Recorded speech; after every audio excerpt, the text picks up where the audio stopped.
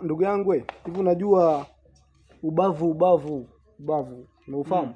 Ndio, naufahamu ubavu.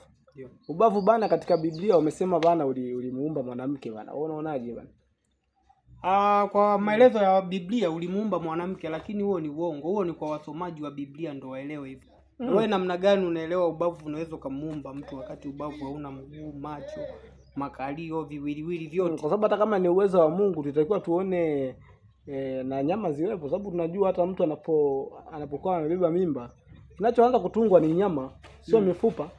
Sasa wao wametuambia, afu ujinga uliopo kama uliangalia vizuri, ukisoma vizuri watakwambia ubavu ulimtoa mwanamke, huku tunajua mwanamke ana mbavu kamili. Sasa sijui ilikuweje bwana. Na ndio maana kuna vitu ambavyo wameviweka mle ili watu wasome tu waaminishwe kwamba kilifanyika hiki, lakini hawatoi maelezo ya kwamba kilifanyikaje. Kwa maana tukijaribu kuchakata mimi na wewe, ndio kaka, ikiwa yule mwanaume aliumbwa yeye amekamilika na viungo vyote, kama alitolewa ubavu tu, ina maana angekuwa amemzidi mwanamke, kichwa, miguu, vyote angekuwa mwanamke angekuwa hana. Lakini sasa ametolewa ubavu, afu unaniambia ubavu amepatikana mtu kwa namna gani? Sasa hapo wachungaji wametupiga sana, kwa sababu ukipenya vizuri, kumbe lengo bana la wachungaji. Ndio maana wachungaji wengi wamekuwa wazinzi, wachungaji wengi wamekuwa ni wezi wa sadaka. Unajua unavyowawekea watu libakuli mbele unawachangisha zile, ni wizi kwa sababu hapo tunakubaliana na kwamba ndio dini ni biashara. Dini ni biashara, na ndio maana unaona hawa wengine hawa Waislamu wenyewe wanawavalisha wanawake manguo marefu haya kwa lengo la kuficha uso. Sawa kabisa, kwamba ili mtu asipatwe tamaa na nini, wanawaambia ni Mungu amesema. Lakini hayo manguo ukirudi katika kwenye vitabu vya kale huko tunajua kwamba manguo alikuwa anavaa makahaba ya kuficha macho. Hayo manguo alikuwa anavaa kaza usipeleke silver. Ndio. Noti.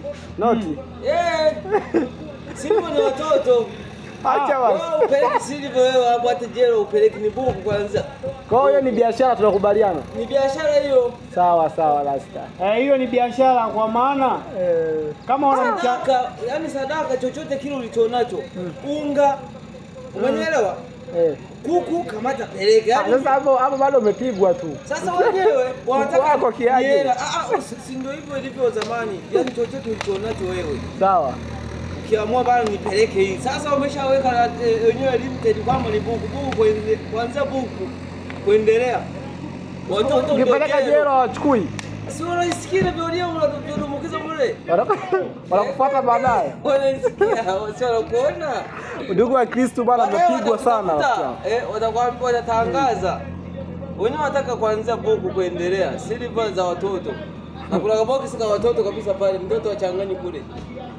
Watoto watapita huku wanaweka. Ukubwa ni huku. Hivi ishakuwa biashara hapo.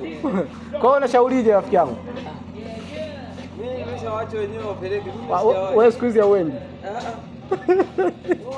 Unaona kabisa unapigwa hapo, unapeleka 5000 ya nini usenge huo.